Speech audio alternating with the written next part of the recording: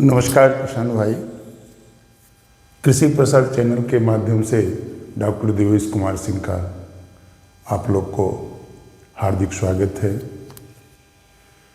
आज का विषय मक्का की खेती पर हमने रखा है। मक्का की खेती खास करके बिहार में, उत्तर प्रदेश में या कई राज्यों में किया जाता है, उस पर भी हम चर्चा करेंगे। मक्का को जो वैज्ञानिक नाम मिला है, वैज्ञानिकों ने जो नाम दिया है, वह जिया मेज के नाम से दिया गया है। और मक्का की खेती सभी मौसम में होता है। खरीफ में होता है, रबी में होता है, और जायद जो गर्मा होता है उसमें होता है, गर्मी के मौसम में होता है। तो जो खरीफ का मौसम होता है, आप सभी किसान भाई जानते हैं, बरसात का मौसम होता है। रबी का जो मौसम होता है, शरद ऋतु का मौसम होता है। और जायद जो मौसम होता है वह गर्मी का मौसम होता है। यह खरीफ का मई जून माह होता है, और रबी का अक्टूबर नवंबर या सितंबर के लास्ट से लेकर नवंबर तक रबी का मौसम होता है। और जो जायद होता है वह फरवरी मार्च का माह होता है। इसका जो उत्पादन होता है, तो इसका खपत कहाँ होता है किसान भाई, आप पहले इसको जान लें। यह तो मानव के भोजन में इसका प्रयोग होता है। इसका रोटी बनाकर खाया जाता है, इसका दलिया बनाकर खाया जाता है। अधिकतर इसका खपत पशु आहार में होता है या इंडस्ट्रियल एरिया में होता है। इंडस्ट्रियल एरिया में स्टार्च बनता है, इथेनॉल बनता है, इत्यादि बनता है। और जो फूड प्रोसेसिंग में भी इसका प्रयोग में लाया जाता है। इसका विभिन्न प्रकार का मक्का जो भारत में उगाया जाता है, उसमें कई प्रकार के, मुख्यतः 7 प्रकार के मक्का होते हैं, जिसमें भारत में 5 प्रकार का मक्का को उगाया जाता है, जिसको फील्ड कॉर्न कहते हैं। एक चीज़ और जान लें, हम लोग मक्का कहते हैं, लेकिन पूरे विश्व में इसको कॉर्न के नाम से जाना जाता है। वर्ल्ड वाइड यदि हम इसको जाने तो कॉर्न के रूप में जाना जाता है। और यह 5 तरह का जो कॉर्न है वह भारत में उगाया जाता है, जिसमें फील्ड कॉर्न है। तो फील्ड कॉर्न पशु आहार और इंडस्ट्रियल उपयोग के लिए उगाया जाता है।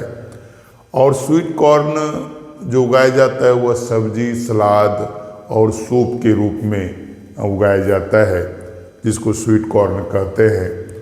और पॉपकॉर्न आप सभी जानते हैं कि कॉर्न जो लावा के रूप में या भुजा के रूप में हम लोग, या स्नैक्स जो बनता है, इसका पॉपकॉर्न का यूज होता है इसमें। फ्लिंट कॉर्न, मुख्य रूप से जो फ्लिंट कॉर्न है वह मानव के आहार और पशु आहार में यूज होता है, या इसका प्रयोग में लाया जाता है। और डेंट कॉर्न जो बिस्किट में, जो फूड प्रोसेसिंग इंडस्ट्री में इसका प्रयोग आता है डेंट कॉर्न का। और पशु आहार में, मैंने मिला जुला कर आप देखें कि पशु आहार में मक्का का उपयोग भारत में अधिक होता है। और मानव आहार में जैसे फूड प्रोसेसिंग के माध्यम से बिस्किट आया, स्नैक्स आया, या रोटी के रूप में इसका, या जो मल्टीग्रेन फ्लोर है, आटा है, उसमें भी इसका प्रयोग होता है। अब मुख्य उत्पादक राज्य मक्का का कौन कौन सा है, तो आप ये जान लें, सबसे अधिक उत्पादन मक्का का कर्नाटक में होता है, जो कुल उत्पादन का 15% सिर्फ कर्नाटक में होता है। महाराष्ट्र और मध्य प्रदेश में होता है। राजस्थान में 9% के लगभग उत्पादन होता है। फिर स्थान आता है बिहार, यूपी, आंध्र प्रदेश का। तो आप यूँ समझें कि राजस्थान, जहाँ पर कि पानी का इतना किल्लत है किसान भाई, फिर भी वहाँ क्षेत्र अधिक होने के कारण मक्का का उत्पादन होता है। तो कौन सा तकनीक अपनाता है, जबकि मक्के में कम से कम 4-5 पानी चाहिए, फिर भी वहाँ राजस्थान के किसान मक्का का उत्पादन करते हैं। तो नई सिंचाई व्यवस्था किसान ने राजस्थान का अडॉप्ट किया है, जैसे ड्रिप इरिगेशन, टपक सिंचाई विधि, या फिर स्प्रे जो स्प्रिंकलर विधि है, जो फुहारा विधि है, उस विधि से राजस्थान में किसान मक्का का उत्पादन करते हैं। तो आप ये तो मक्का का एक तरह से है। तो इसमें जब मक्का हम किसान लेते हैं तो दो तरह का मक्का हम लेते हैं। एक तो लेते हैं हाइब्रिड मक्का और दूसरा लेते हैं कंपोजिट मक्का। जब हाइब्रिड मक्का हम किसान भाई लेंगे तो उसका बीज दर 15 किलो से 20 किलो प्रति हेक्टर प्रयोग में आता है। और जब कंपोजिट मक्का लेते हैं तो 20 से 25 किलो इसका बीज दर होता है। और इसमें जो हम हाइब्रिड मक्का लेंगे तो इसमें कई तरह के वैरायटी हैं। बाज़ार में जो प्राइवेट कंपनियां का वैरायटी हैं, आप अपने इच्छा अनुसार उसको लेते हैं। तो इसमें हम जनरली जो हाइब्रिड लेते हैं तो शक्तिमान वैरायटी है, जो हाईली क्वालिटी प्रोटीन मक्का है। HQPM के नाम से वो जाना जाता है। ये HQPM में और कई वैरायटी हैं जो किसान लेते हैं। साइन राइज 303 वैरायटी है, फिर कंचन के 25 वैरायटी इत्यादि कई वैरायटी हैं जो किसान लेते हैं, या जो बाज़ार में हाइब्रिड उपलब्ध है उसको किसान लगाते हैं। कंपोजिट वैरायटी में कंचन, बिजिया या अंबर, ये सब कई वैरायटी हैं जो पुराने तो कई अच्छे वैरायटी कंपोजिट वैरायटी था। इसका जब आप बीज लेते हैं किसान भाई, तो इसको निश्चित रूप से इसका सीड ट्रीटमेंट करना चाहिए। कार्बनडाजिम जो 50% वेटेबल पाउडर के रूप में होता है, वो 3 ग्राम प्रति किलो के दर से बीज लेना चाहिए। इसका स्पेसिंग मुख्य है मक्के की खेती के लिए। जो हम स्पेसिंग एडॉप्ट करते हैं, या जो हम पंक्ति से पंक्ति की दूरी और पौध से पौध की दूरी जो हम लेते हैं, वह बहुत मुख्य बातें हैं। तो यदि हम पंक्ति से पंक्ति की दूरी किसान भाई लेंगे तो 60 से 75 सेंटीमीटर, यदि हाइब्रिड लेते हैं तो निश्चित रूप से थोड़ा दूरी अधिक रहता है। और जब कंपोजिट लेते हैं तो दूरी थोड़ा कम रहता है। 60 से 75 सेंटीमीटर की दूरी आप पंक्ति से पंक्ति की दूरी आप लेंगे। और पौध से पौध की दूरी, जो एक बीज दूसरे बीज की जो दूरी जहाँ पर बीज गिराया जाता है, वह 20 से 25 सेंटीमीटर हम लेते हैं।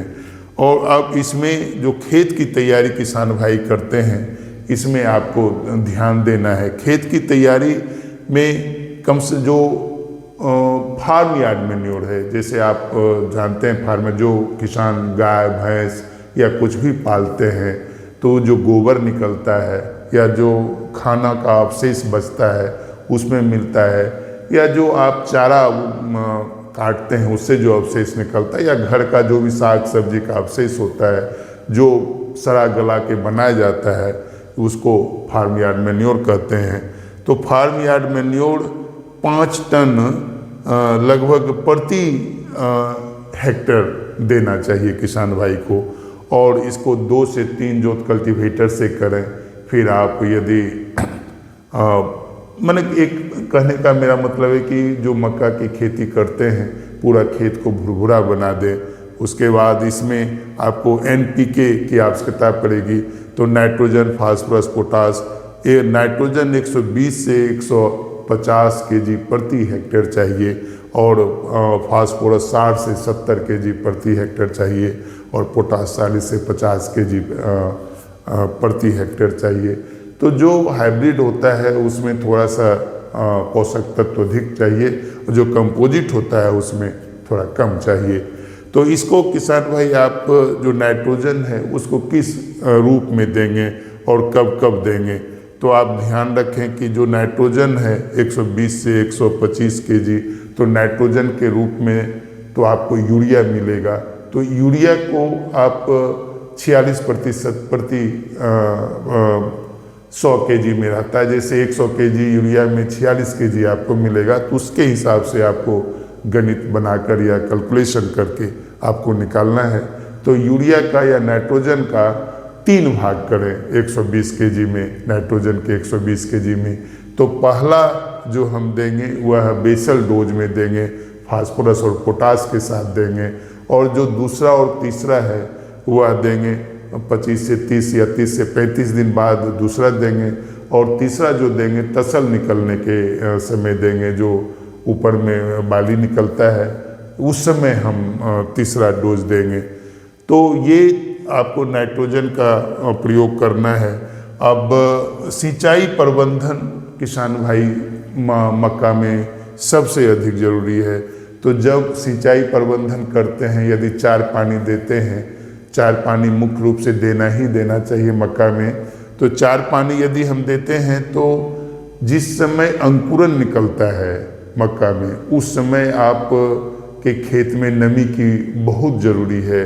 तो अंकुरन के समय खेत में नमी बनाने रखने के लिए आप तो सिंचाई जिसमें बीज बुआई करते हैं, खेत को पटाकर या फिर जोत कर उस समय आप पानी दें। उसके बाद जो दूसरा सिंचाई देते हैं तो आपको घुटना के या नी हाइट का यदि पौधा हो जाता है, जिसका अवधि 35 से 40 दिन होता है, बुआई के 35 से 40 दिन बाद, या फिर नी हाइट का माने ठेवना के ऊंचाई का जब पौधा हो जाता है तो उस समय आपको दूसरा सिंचाई देना चाहिए। तीसरा सिंचाई आपको टेसलिंग के समय आपको देना है, जिस समय मोचा निकलता है उस समय आपको देना है। और चौथा सिंचाई जो टेसलिंग का समय होता है वो 50 से 55 दिन सुआई के बाद आपको देना है। 50 से 55 दिन आप यूँ समझें कि जब बुआई करते हैं उसके 50 से 55 दिन बाद तीसरा सिंचाई देना है।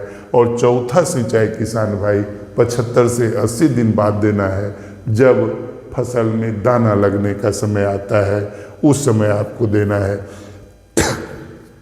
इसके बाद जो मक्का का समय आता है वह आता है निकाई गुड़ाई, जो इंटरक्रॉपिंग कहते हैं या सस्य क्रियाएँ कहते हैं, इंटरकल्चरिंग या फिर सस्य क्रियाएँ कह सकते हैं या निकाई गुड़ाई आप इसको कह सकते हैं।